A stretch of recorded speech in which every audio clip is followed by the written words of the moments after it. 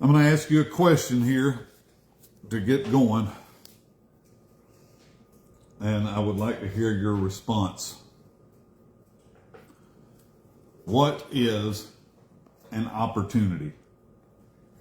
A door that opens. Zeb says a door that opens. What is an opportunity? Tell me. You talk to me. A chance given. A chance given, Andrew says. A door open, a chance given. What else? What comes to your mind when I say an opportunity? An option. An option. It's a good thought. An option. Choice.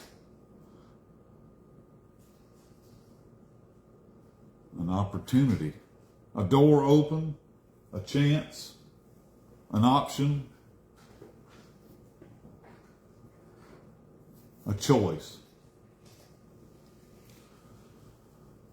This is something that I'll say I'm going to attempt to teach on, because this is something that I've become a student of over many years. I'm not going to sit here and tell you that I have mastered this. But in some regards, I have contemplated this for many hours. I'm not here today to talk to you in any type of religious jargon. A lot of times there are people that may look at me as a pastor. I don't consider myself a pastor, because pastors deal with sheep, and sheep just kind of follow a shepherd around without really a lot of thought with it. Now, I'm not saying there's anything wrong with shepherds or pastors, all right? Please don't take that the wrong way. And I want you to understand some of the language that I use. So let's look at Galatians chapter 6 and verse 10, because I want to clarify some things with the thought that I just presented to you. I don't consider myself a pastor. I consider myself more of a father than a pastor. So that in itself has to give any person that listens to me, it has to give them, or it's intended to give them, a certain prerogative about what they're hearing. So Galatians 6 and 10 tells us this, and I don't know, your Bible may read differently, but I'm reading this from the King James. As we have therefore opportunity, let us do good unto all men, especially unto those who are of the household of faith. Let me read this one more time. As we therefore have opportunity, let us do good unto all men, especially unto them that are of the household of faith. Zeb says an opportunity is a door. Andrew said a chance. Jessica said an option, a choice. As we have an opportunity, the Apostle Paul is telling us here there is a certain way, and I'll take it further than that. The people who are within the household of faith. So I'm going to stop right there and define terms by which I'm talking in. It is rare that you will hear me even use the term church. I typically talk in terms of a household of faith. A house and a household typically indicates a place of dwelling and a place of family. I'm not against the term church, so don't misunderstand me. The church has become very institutionalized in America. And I'll just say within America, I don't want to talk for the rest of the world. I'm just not going to do that. So I see two different frameworks here happening. One is institution that has routines and traditions, very structured, organized, I'm not sure what other terms I want to use at this point. The other term that I'm using more is the word household, and not just a household that we live in, but a household of faith. A household and a home, the place of a family, it does have structure to it.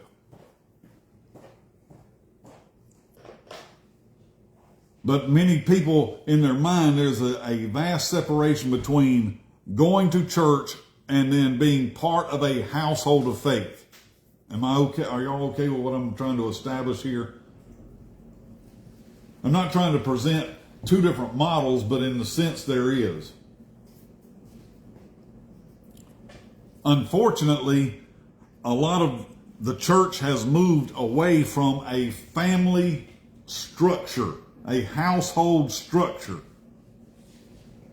And it has become more, I don't want to be derogatory, but it's like an orphanage in some regards. There are people that don't have an association there as a family. It's more like an event. It's more like going to a concert. You know, you go and then you leave and you participated in the entertainment that was there. I've never had any of my children come home to get entertained. Does that make sense? You know, they don't come in the door and think, let me sit down and listen to Daddy and let him entertain me, or listen to music to get entertained. So the terms are different, and the terms that I'm using are vastly different. And the terms that I believe that the Apostle Paul is speaking in here is that of the family, the familia.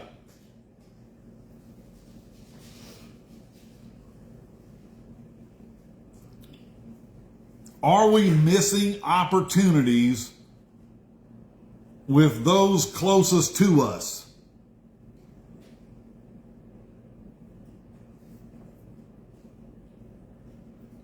It's very likely, because they become familiar to you. And this is something that you have to guard your heart against. We can become comfortable with that which seems regular to us.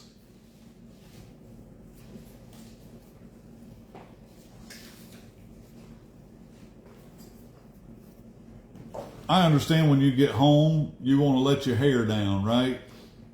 That's not a problem for me, but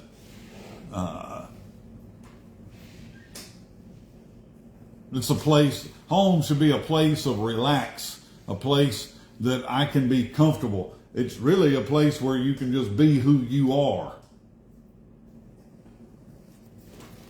So the household of faith, the instruction here is let us do good to basically everybody.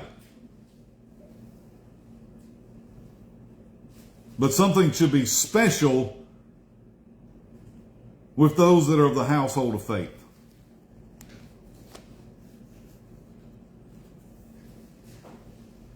Let me dive into this a little deeper here so that we can get some understanding of where I'm taken with this. I've got pages and pages of notes that we're not going to get to them today, but this word that appears here in the Greek, it may be a word that you've heard somewhat before, and the word opportunity. I wrote it up here on the board, if you can see it. It's the word kairos.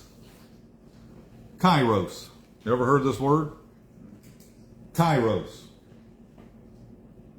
This is one of two Greek words that are used for the word time.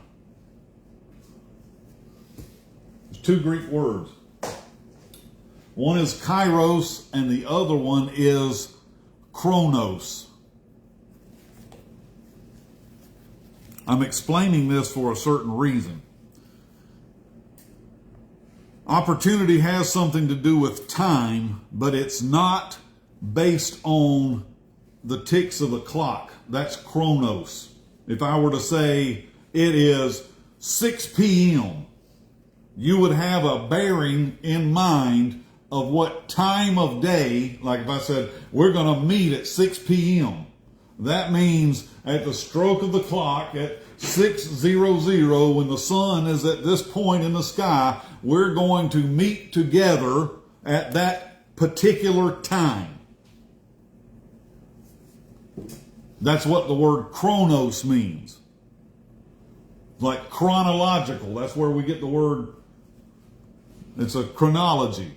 It's a time, a set time there. The word kairos is a different word used for time that doesn't have to do with the ticks of the clock. It means an opportune time, or the optimal time, or the best moment for. Right? So if I said, we're going to meet at 3 a.m., the household of faith is, we're getting together at 3 a.m. at Badass Cigar.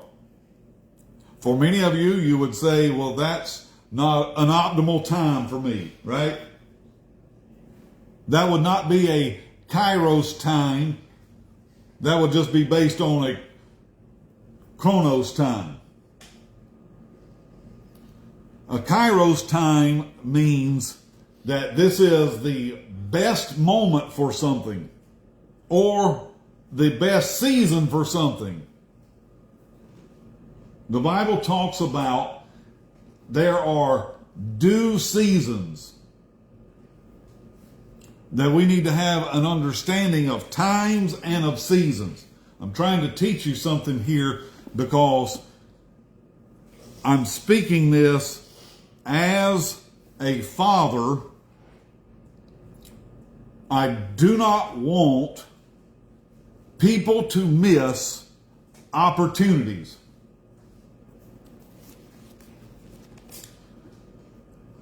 One of the greatest things that you will ever experience in life. I mean, I try to make this pretty simple. If I'm talking to my own natural sons this morning, I would say to them these three things. There is nothing like being at the right place with the right people at the right time. Nothing like it. There is nothing else. There is nothing else that you will experience in life than having these three elements pop together and all come together in one moment. Right people, right place, right time. And then on the other side of that, there's one of the worst things you will ever experience is being at the wrong place at the wrong time with the wrong people. It will be an unforgettable experience. Yes, you'll usually end up behind bars. How do I know that? Well, do tell. Looking through them, going, well, I was at the wrong place at the wrong time, and it was probably because I was with the wrong people. Once they served me breakfast, I realized, well, I ain't never coming back to this place. I've never seen grits in a patty. You know, I picked it up with that plastic fork and I was like, well, this is not my kind of place. When your grits look like a pancake, you know, old cold patty of grits. Anyway, so what is this kairos, what is this opportunity?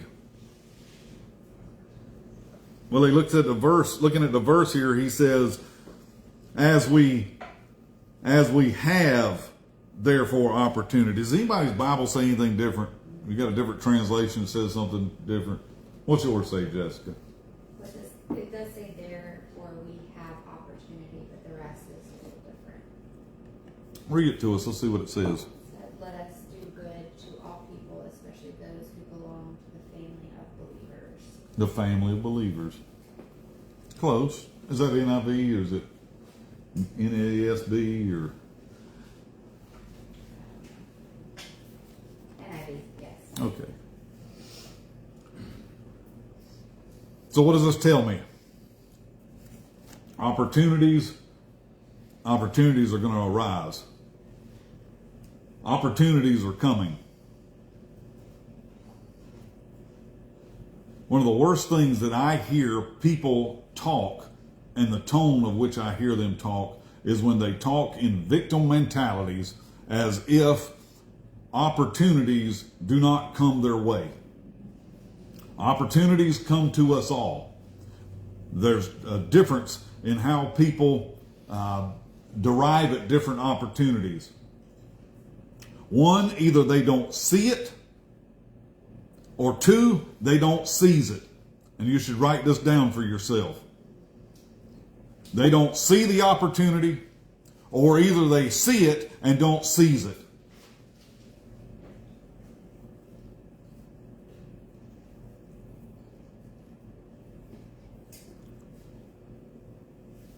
We'll work on both of these because opportunities are presenting themselves, but people are not seeing the opportunity.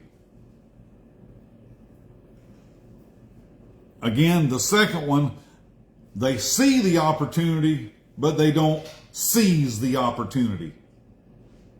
They let the opportunity pass. Many times through regrets, people try to go back and recapture an opportunity, and it ain't happening. You know why? Because there are set times, set moments, due seasons, and a right time. If you become a student of Ecclesiastes, you'll find that he says in Ecclesiastes 3, there's a time for everything under the sun. There's a purpose for everything under the sun. He tells you there's a time to what? Time to be born, a time to die, there's a time for this, a time for that, a time for everything. Everything has timing to it.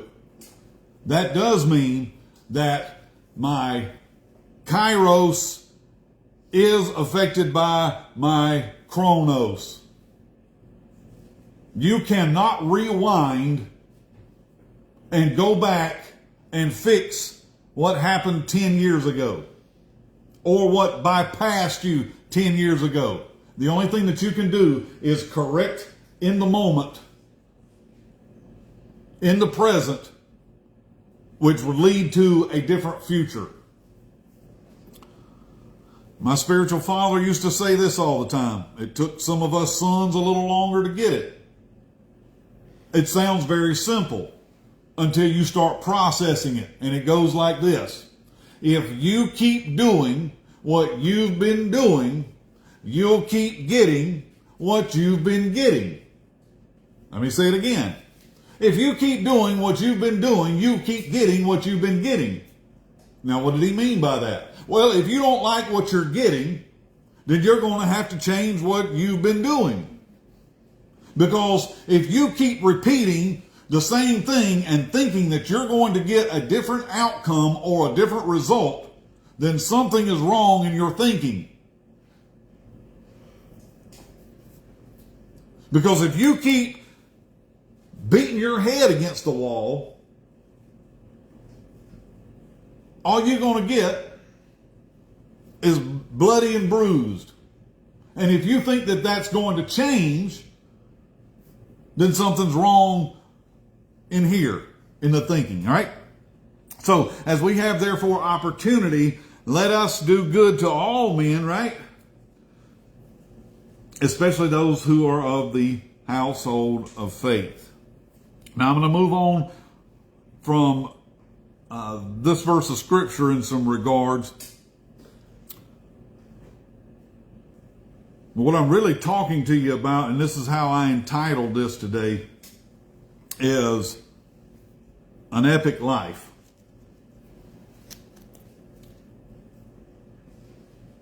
Do you want to live a boring life? A mundane life? A common life?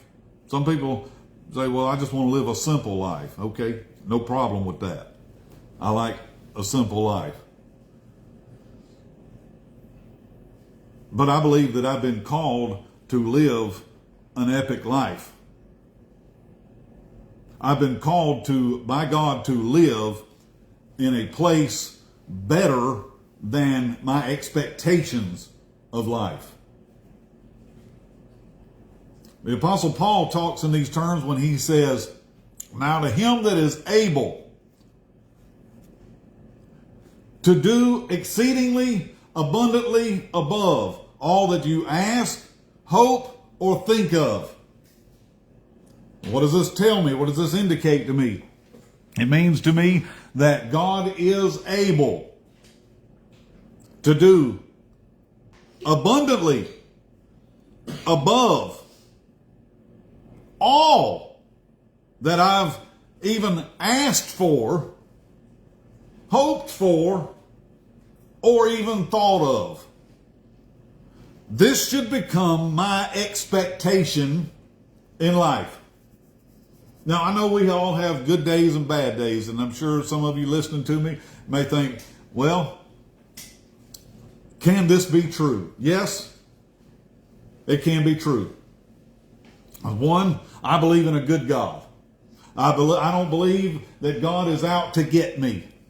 I don't believe that God is waiting to punish me, because I believe that He is not only a good God, He is a good Father.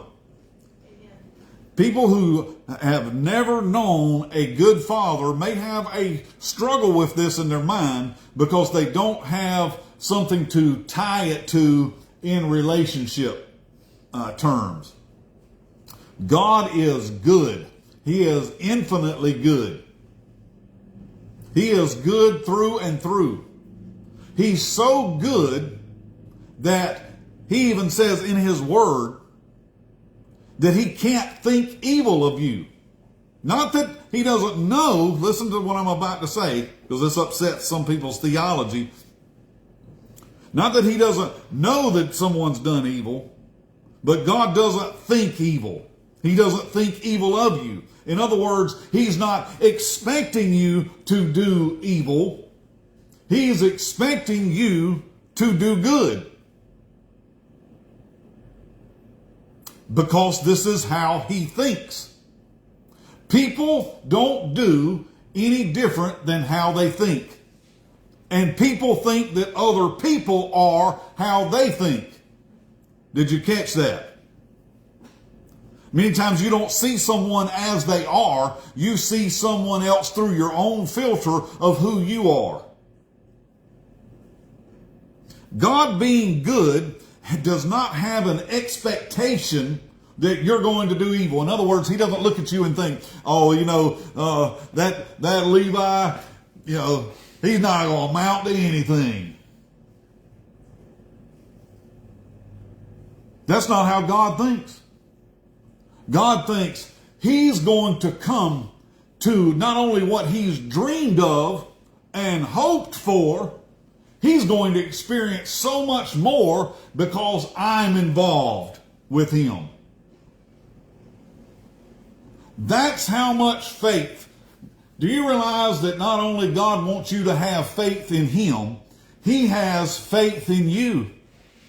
He believes that you are going to live better and do better and fare more than you have ever even hoped or could even conceive in your mind. That's what He believes about you. So, in this thought of mine now that I'm talking to you about, because I ain't even hit any of my notes, this means that in the mind of God, there are going to be along the way, the journey that you are living, this thing called life, there are going to be moments that are going to occur and are going to happen, and they're going to be considered right moments. Now, it's a little bit easier sometimes to identify a right place or even right people. Now, some people, they may say, well, how do I identify a right person? I've given you clues along the way here of how you identify a right person. A right person in my life is a person that is not focused on the past. Catch that? You know, they say, catch that, paint it green, and put it on your shelf. Please do, because if you're around someone who always wants to talk about the past, I'm going to go ahead and tell you they are wrong for your future. They're wrong for your future. Now, we do have to give some people grace, right? Well, we have to give, I won't say some people, we have to give people grace and allow for people to change.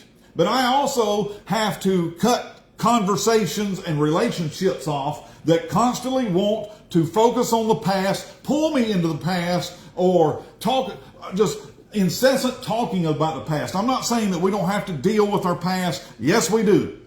But the past only has one purpose for me, and that is to move on from it. You cannot move into your tomorrow with yesterday's thinking. As long as you keep holding on to the past, whether it's not forgiving someone. I mean, Jesus is very explicit about moving on from the past. I will say forgiveness is a very difficult thing. And it's not something that happens in an instant, but it is a process that I have to work through of letting something go and let it live in the past and not determine my present or affect my future.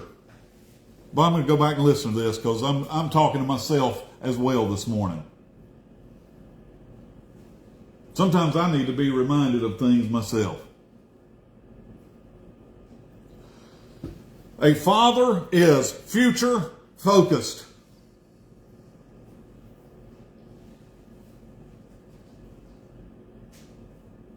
My spiritual father used to say things like this: I don't really care about your past.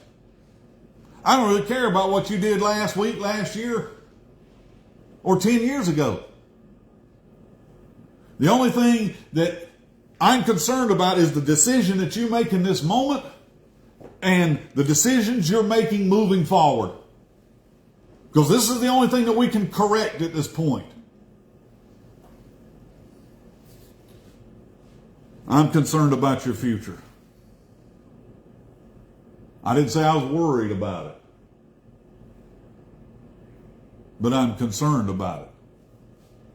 Anyone who is in the household of faith, I am concerned for their future. Now, if I'm more concerned for your future than you are, then you're in peril, not me. I can't do anything for someone who has no concern for their future. They're living a reckless, careless life. And this carelessness is going to lead to a future of pain. This is when most people come back crying to dad. It hurt. Well, I could have told you that, but you weren't listening, so you instead have chosen the path of experience. And experience is a cruel teacher. There's two ways to learn in this life. You can either listen or you can experience. Now, I don't try to take people's experiences away from them. Experience is just as good a teacher as listening. But it's a much longer process and a much more painful process. But people have this same thing in common. People understand pain. If you think that you don't understand pain, come on up here. I'll get Philip to go get a hammer and smack your thumb. It'll be an unforgettable experience. Now, some people don't learn from painful experiences quite as quick. AKA, right here.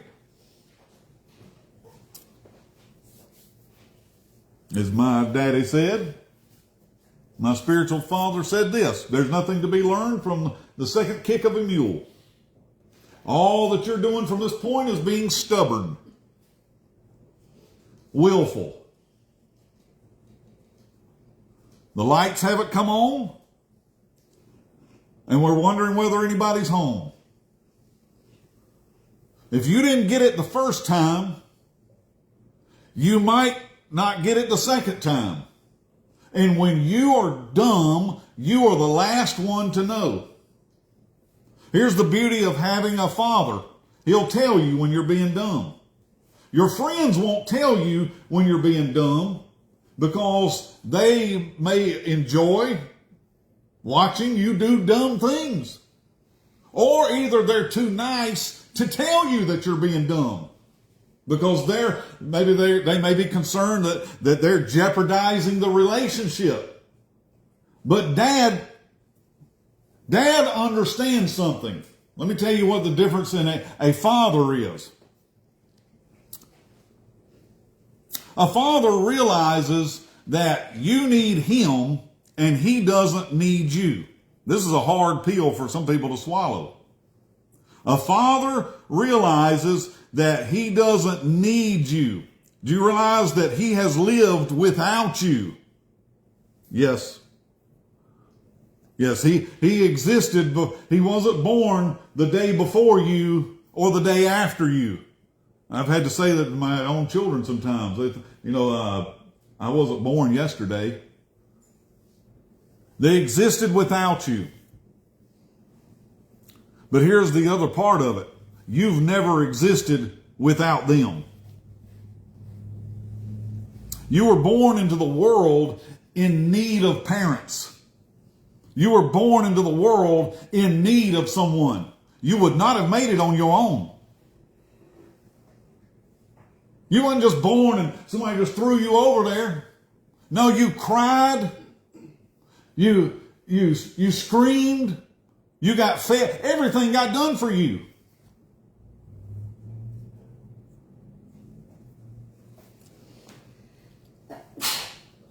Let's move on from here because I'm still focusing on here with you. I want you to live an epic life.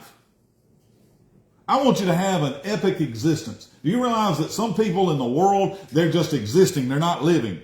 They're trying to get through the day. They're trying to get through the work day. I don't know. I've encountered a lot of people that are miserable in life. I used to be part of that crowd. I'm here to tell you, I'm not miserable. In no way.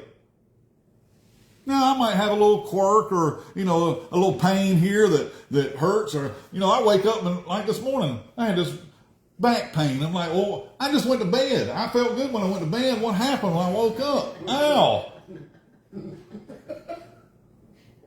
Did my pillow beat me up? Was it the mattress? What happened? Did my wife was kicking me in the back and I didn't know it? I don't know. There's no reason. But let me tell you where I had a turning point.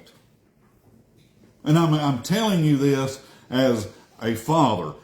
I had a turning point at the confessions that I was making. Now, I'm not trying to make this all mystical or, woo. But I have found this so far.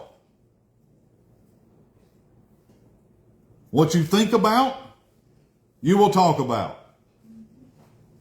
And what you talk about, you wind up bringing about. Dr. Crikes used to say it as, what you think about, you bring about. Okay? But I'm just inserting one other part, because what people think about is what they talk about. And what they talk about, it's what they bring about in their life.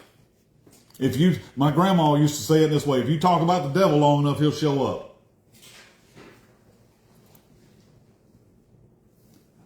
I'm saying that in regards because I said two things people miss with opportunities. One, they don't see the opportunity. And two, they either don't seize the opportunity. You have to see it, and then you have to seize it.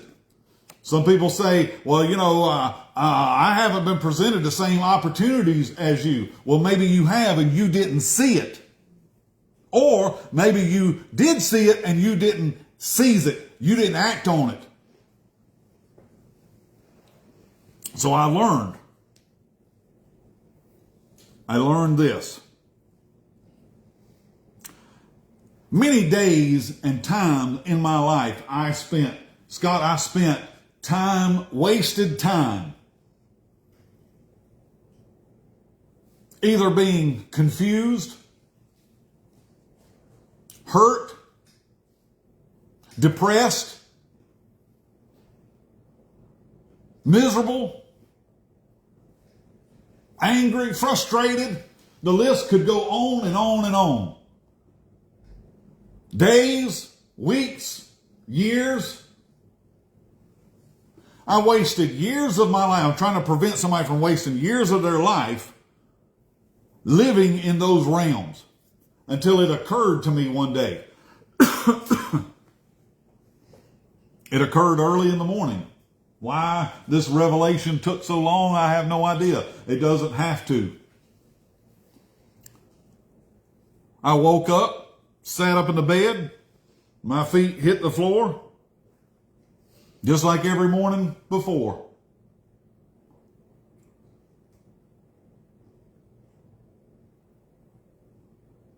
And I thought, is this what life has come to? Is this going to be the experience for the rest of my life?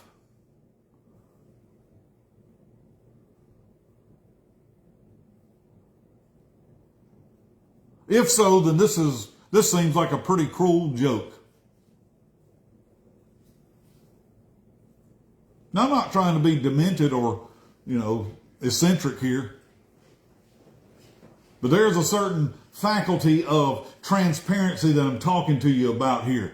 Because we all have experiences and you may not be liking the experience. But here's what I had to change. I said, if I keep thinking this, I'm going to keep getting this. This is not rocket science here. This sure don't take a genius to figure out, because I figured it out. It's not the most knowledgeable, intelligent, or most skilled people that succeed in life. I have watched people of low IQ succeed in life. And sometimes it's not acquiring all that you can know.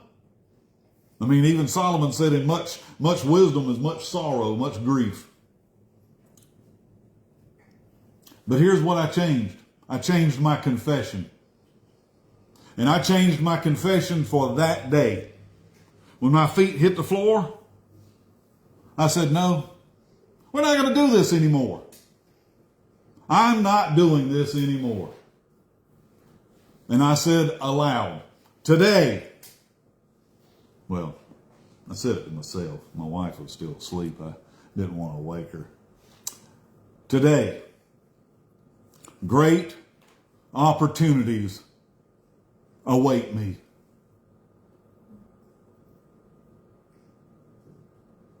And then the thought behind that was, well, I hope I see them and I hope I act on them. So I added another line to that.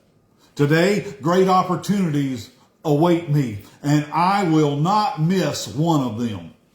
I won't miss them. I am not going to miss the opportunities that present themselves to me in a day. My day is a gift. Today, the Bible says, today is the day the Lord has made. Let us rejoice and be glad in it. It didn't say, let us be miserable and depressed in it. All of these things come to us and come to us as battles and sometimes wars that we have to fight as individuals. And some of us have to battle them more than others, and I don't always understand that. But I do understand how to gain a victory in this area. I have learned how to see opportunities that other people aren't seeing, and I've learned how to seize opportunities that other people were unwilling to seize. There's plenty of people that they're seeing the same thing you're seeing, but they are unwilling to act on it. I'm trying to talk to you I want to talk to you in a passionate way here, because I'm telling you here that opportunities change people's lives. And opportunities come to us all. Not all the same get presented the same opportunities. But when an opportunity arises, you have to learn how to spot that opportunity and act on that opportunity. He says, as we therefore have opportunity, let us do good to all men, but especially those of the household of faith. When we get together, this is an opportunity. And a lot of times people don't see it. They don't see the opportunity. And if they do see an opportunity, then sometimes they don't act on the opportunity. They don't seize the opportunity. You've got to learn how not only to see it, but to grab it and go with it at that moment. I'm very passionate about this. And just in this week, I wrote 1, 2, 3, 4, 5, 6 pages of just notes in my mind on opportunity. Things that I have noted all along the way. Let's back up a verse of scripture here because I don't want you to miss what he's saying. Now, let's read verse 9 together. In Galatians 6:9, he says, let us not be weary in well-doing, for in due season we shall reap if we faint not. Stop, please, right here. I want to tell you something about Christianity. Christianity is more than just doing well and doing good. People think that it's like a do-good system. That's not what it is. It's a system of faith. It's a lifestyle of faith. It's a culture of faith. And within that culture of faith, there's something that begins to be built in my life. And what becomes built in my life is called value. Say that word with me. Value. Value is going to create for you opportunities that wouldn't have otherwise happened to you. Let me say that one more time. Value begins to create opportunities for you that would not have otherwise happened. My aim here is to be a person of high value. My aim within the household of faith is to help create, facilitate high value in other people. I realize that success rarely happens alone. When it does, it's usually short-lived.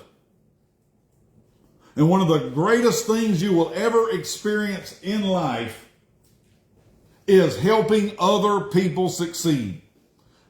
But I've also found that if someone is not listening to me, I cannot help them. They're only going to be left to experience. So, if they're not listening, I stop talking and I let them go to experience. What the ear is not hearing, the pain receptors will receive. Pain, my goal in life is not to experience the most pain.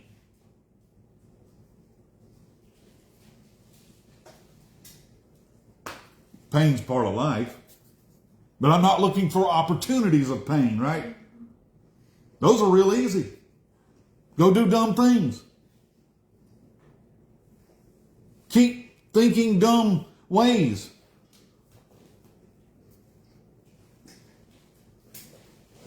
If you don't believe what I'm saying here, then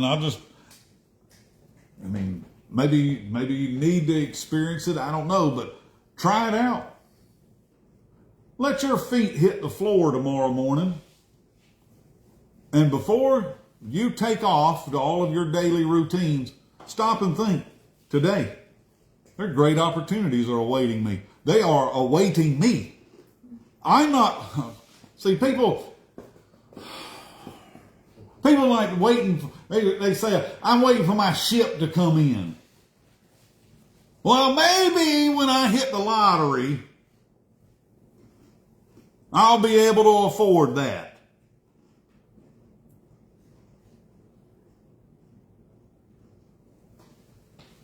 My hopes are not built on those types of measures. Opportunities are coming my way. Say it to yourself. And don't feel awkward about it. But you're going to have to start talking to yourself in this way. Opportunities are coming to me. Say it to yourself. Opportunities are coming. They're coming today.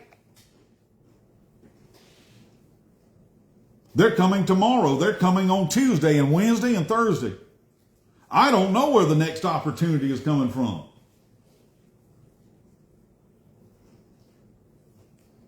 You know, I was in the store yesterday, right? I have no idea who's coming. I have no idea who's going to call me or message me or contact me. I have no idea. But I know that opportunities are coming. And I'm not going to miss a single one of them. Now, that doesn't mean that every opportunity that presents itself is one that I need to jump on the bandwagon with either. I've got to make a decision about the opportunity in that moment. Let us not be weary in well-doing. Weariness happens to us all. We can get tired. When I get tired, I get frustrated. I get a little grumpy sometimes even. Don't stop doing good just because you don't like what's happening in the moment. Because he says, in due season. Alarm bells should go off right here. A due season. If you understand the Greek here, you would understand that he just used the same word. Season is the word, same word, kairos, or opportunity. There is a due opportunity coming. The actual Greek reads eidos kairos, which means that this thing, it is due. There's a certainty to it. It's no different than if you went and planted corn in the time of planting. You can pretty much guarantee that there is a time of harvesting coming. That's a due season. There's a season to plant and there's a season to pluck up that which is planted.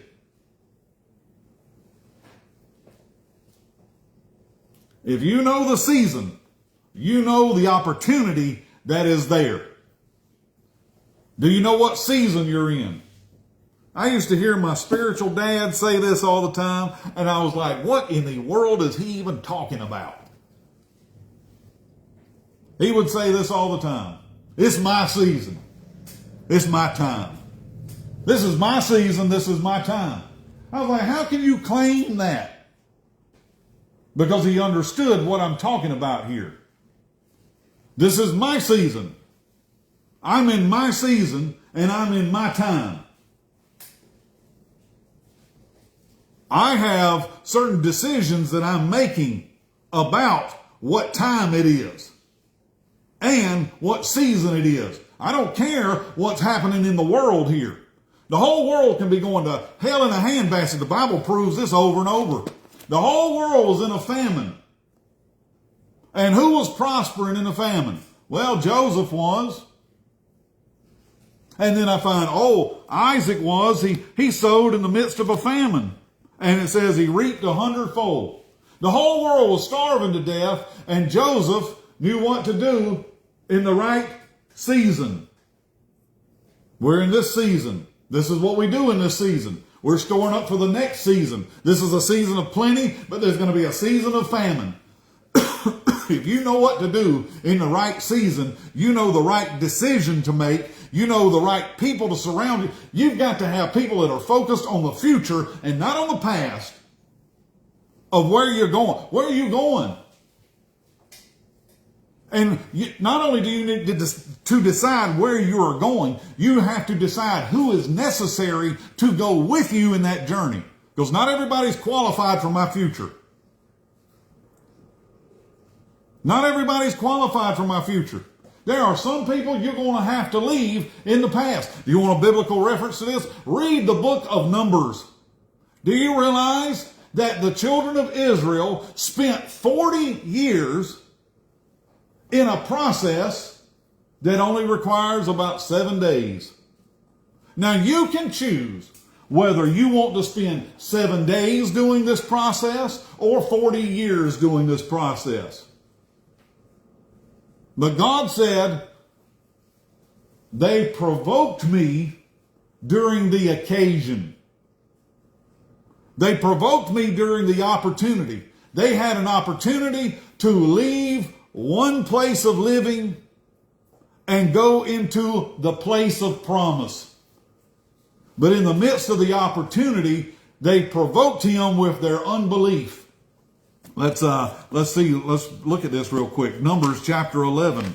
Go to Numbers chapter 11 with me.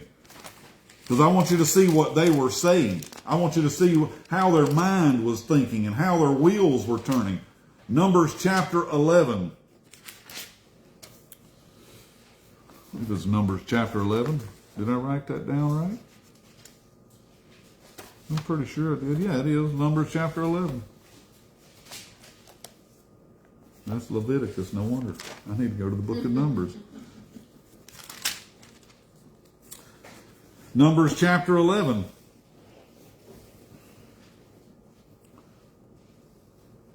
I want you to look at verse 5.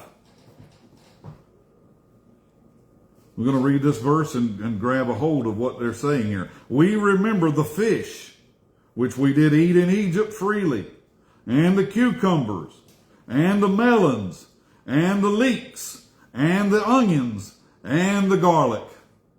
But now our soul is dried away.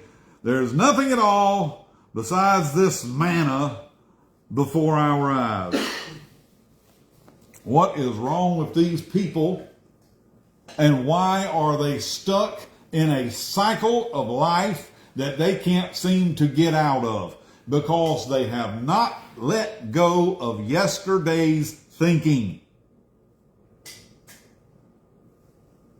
We remember how it was. We had cucumbers and leeks and garlic and some fish and some melons. Man, wasn't it good back there? Now all we got is manna. Moses has brought us out here in the wilderness to die. We don't even have anything to drink. God says, I gave you water out of the rock. I gave you manna out of heaven. You didn't even have to want for clothing. Do you realize that some people have grown up under a system of thinking that they adopted from their parents? Oh yeah, I've encountered it. I went and talked to a woman about Jesus one day. And she said, well, I hear what you're saying, but I was born Presbyterian. And she said, my mama was Presbyterian. And my grandma was Presbyterian. And she said, and I reckon I'll die Presbyterian. I said, well, Miss Ethel, I sure hope all Presbyterians go to heaven. Because I'm not here to talk to you about your Presbyterianism. I'm talking to you about Jesus. I'm not talking to you about your church or your denomination or what they believe. I'm talking to you about Jesus. Some people are stuck in living in the past, and they will not see the opportunity in the moment, nor will they, if they can't see it, they can't seize it. You got to work on seeing it first, and you're going to have to work on your confession immediately.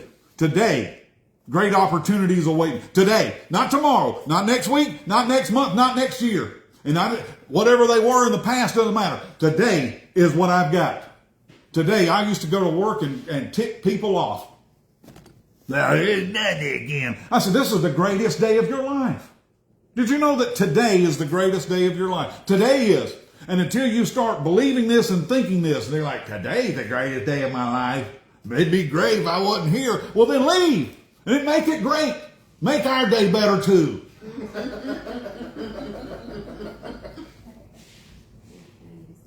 Today is the greatest day of your life. You know why? Because you can't do anything about yesterday.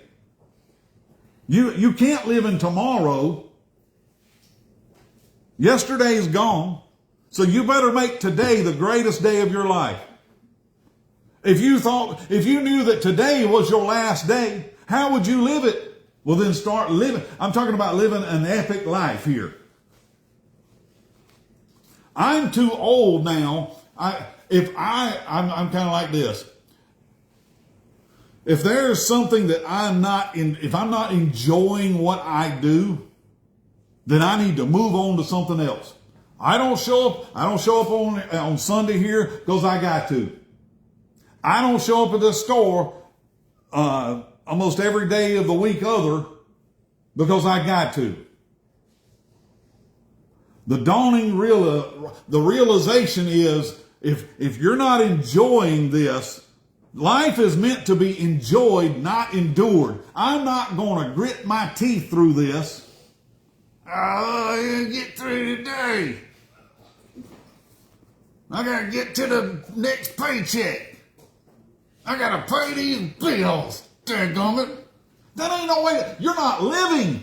You're not living. You're surviving. And I have found there are two different ways that you can exist in this world. You can either survive or you can thrive. And I'm not going to live this thing surviving. That's the difference in people when they talk as Christians. They're like, well, Jesus saved me. Yes, he did. You're a survivor. You survived. But you sure don't act like that he's giving you abundant life. Always complaining about everything. The world is going to hell in a handbasket. Maybe your world, but not mine. Maybe your world. My world over here, I'm having a great time. I'm waking up now and I'm going, man, opportunities are coming today. I'm not trying to speak in hypotheticals to y'all or try to give you some kind of try it out for yourself. You test drive this thing and tell me what you come back with. I'm telling you what I'm coming back with. Now, does this mean that all my life is little rainbows and unicorns and glitter and little roses? No, problems present themselves as well as opportunities.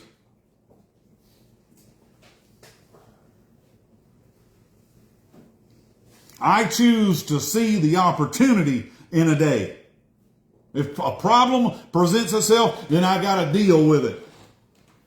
But I'm not looking for problems. I'm not looking for pain. I am looking for opportunity. Where is it coming? Which way, which direction is it coming from? Because I believe that I am in the right place with the right people and I'm in the right time. I am not in the wrong season. This is my season. This is my time. This is my season. And it's only going to get better from here. I have to tell myself, if this gets any better, I'm not going to be able to stand this. Yes, I am. I'm going to be able to take it. God says, listen to what he says.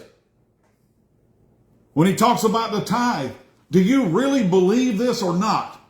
He says, if you bring this thing to me, he says, I will open up the windows of heaven.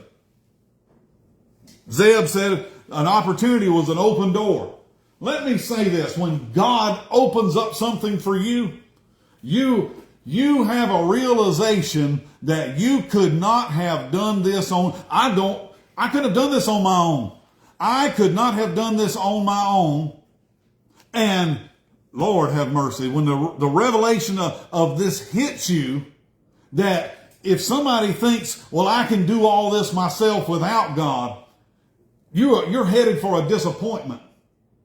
Why would you even want that?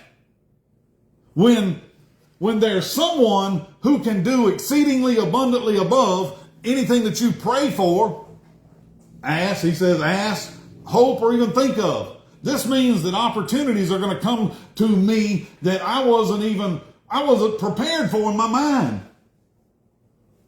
I don't always feel prepared for the day. I don't always think, oh, I got all this together. No, it's like, boom, it happens, and boom, there it is, and boom, I'll seize on that. I'll take it. Now, I can think back over the course of my life when I saw opportunities and missed them, and other people seized on it. Even as a small child, I remember riding up Highway 521 through the wilderness, all the way to Pineville. There was nothing. Pineville was a crossroads that had a 7-Eleven and a Hardee's. That was it. There was nothing else there. There was nobody there. All of Indian land, it was just farms, trees, nothing. I mean, you was way up into South Boulevard before you got into Charlotte. Pineville was Pineville. It was pines, you get it? There was nothing, nobody there. And as a small child, I remember riding in the back of the car up a 4-lane highway through the middle of nowhere. And I told my mother and father, I said, you need to buy land up in here.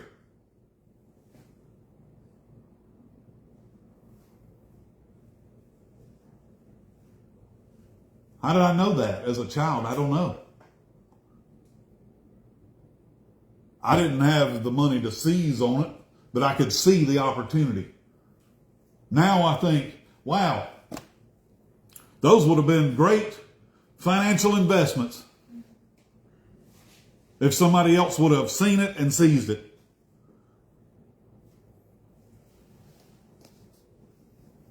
Would you agree? Somebody somewhere saw it and somebody seized on it.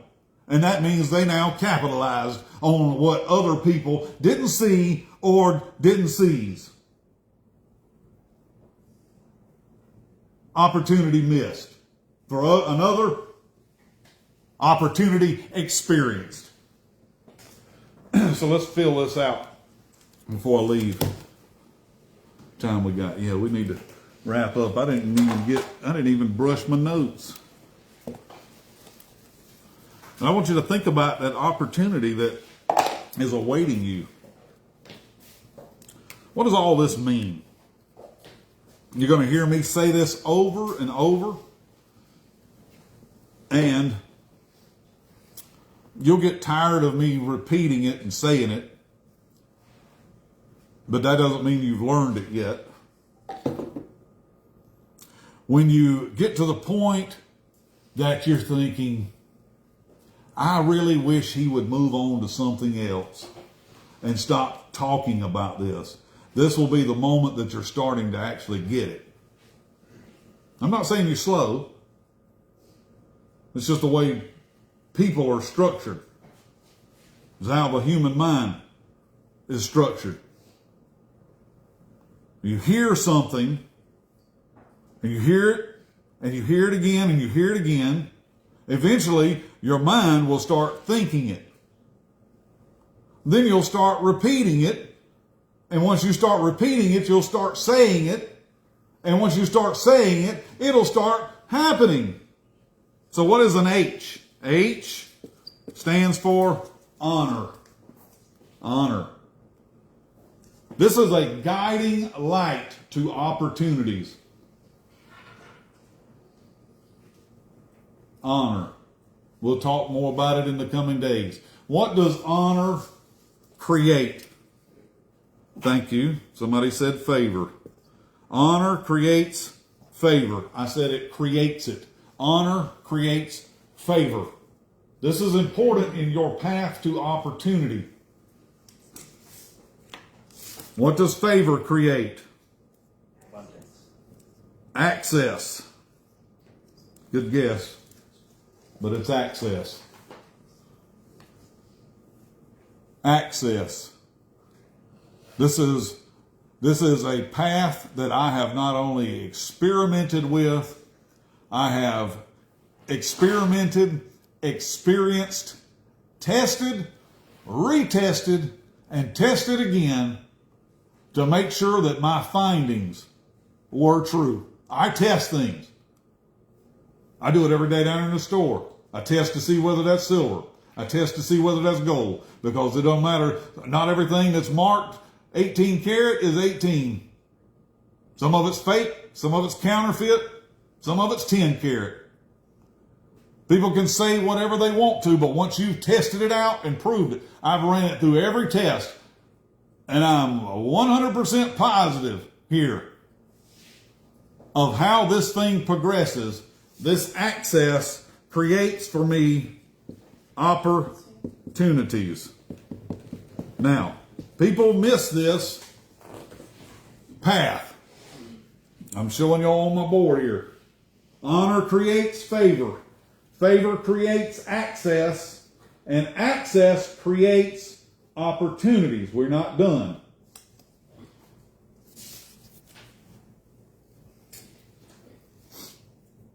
What do opportunities create for me?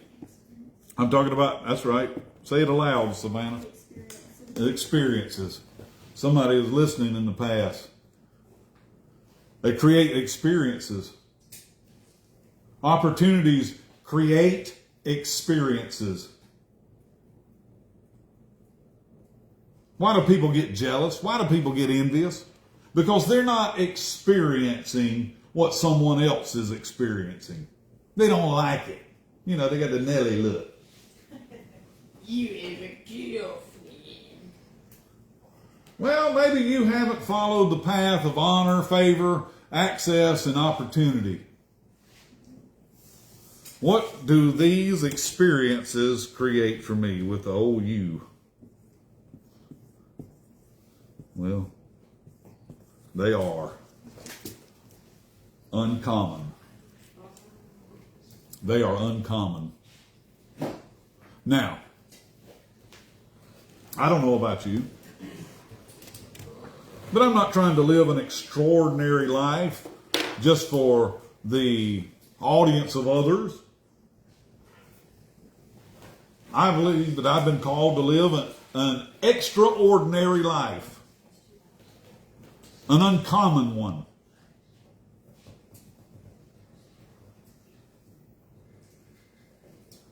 Today, great opportunities await me, and I'm not going to miss a single one of them.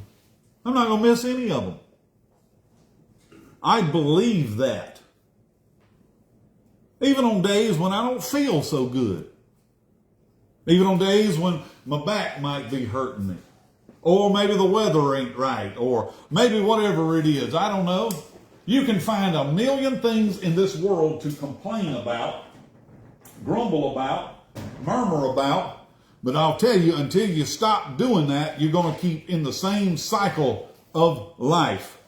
That's what kept them in the wilderness. It was not just their unbelief, but it was their murmuring. And God said I was grieved with them because it wouldn't matter what I gave them, they were going to complain about it. And he said, therefore you will live outside of my promise.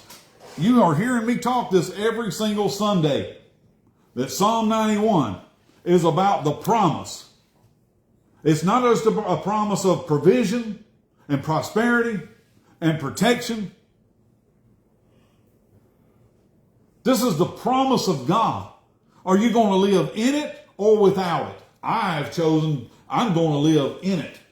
I'm not going to experience, the living outside of it for 40 years, grumbling and complaining.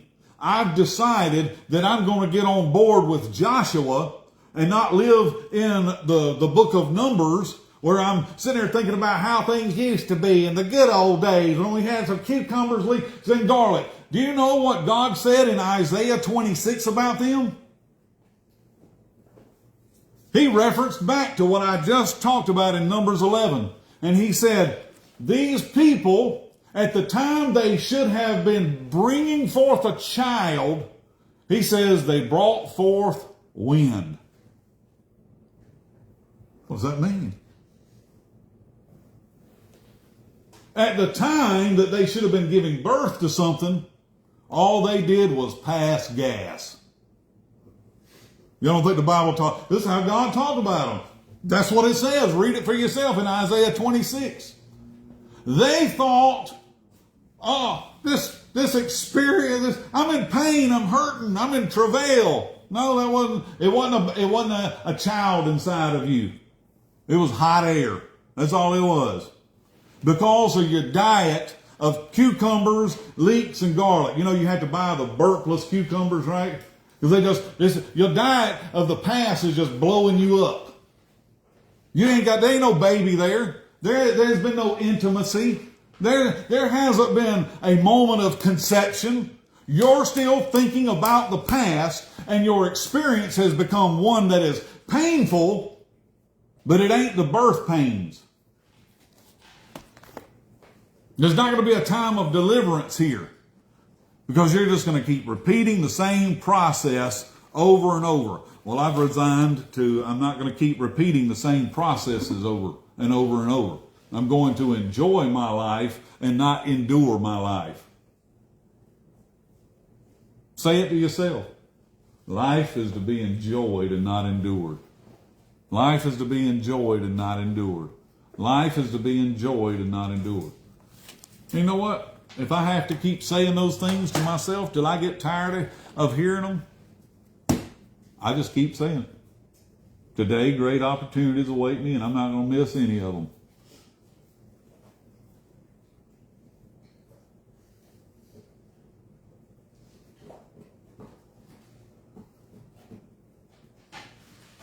I've had people say things like this, and I'll say this as I'm closing here. I've had people say to me, what made you want to open that type of business in Lancaster? Ain't nobody in Lancaster got any money. Really?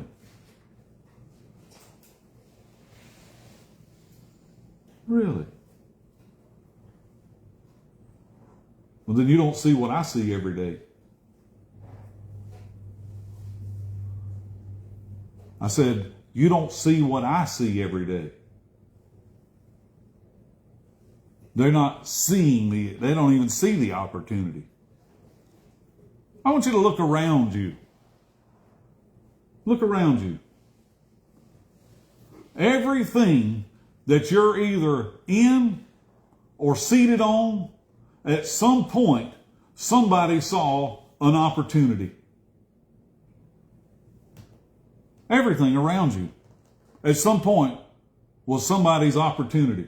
That couch, that seat, this place, this business, it was all an opportunity. Somebody saw it and then seized it. Philip, y'all saw an opportunity, right? There's an opportunity for a cigar shop right here in Lancaster. Well, who smokes cigars? I don't know, but we're going to open one up and see. The chair you're sitting on. Somebody at some point said, you know what? Somebody wants to sit down. I think I'll take the opportunity to make a chair. And you're now sitting on it. That was somebody's opportunity. There's opportunities that are awaiting you and that the world is actually awaiting. This is what separates people, is the ideas that they have, because they see an opportunity and move on it. They got to seize it. You know, what's the old Latin phrase, seize the day. You got to seize it today. Stop waiting on tomorrow and your ship to come in. That's where the word opportunity comes from. In the Latin, it comes from the word port. Opportunity. It means that your ship is headed toward port and the wind is behind you. It's an opportunity. It's an uncommon opportunity. When everything is aligned and going in the right direction. I want to be in the right direction, right time, right people. I want to be in right living. Y'all good with that? So what we're working on here is educating ourselves on how to recognize an opportunity. You're going to start recognizing them. I'm expecting you to come back in the next couple of weeks and say, man, this opportunity that I wasn't planning on, you wouldn't believe has happened. Okay, you saw it. Did you seize it? Yes, I jumped on it. Opportunities. Read those verses this week. Galatians 6, 9, and 10, all right? Thank you, Miss Rollins. I'll see y'all next Sunday, Lord willing.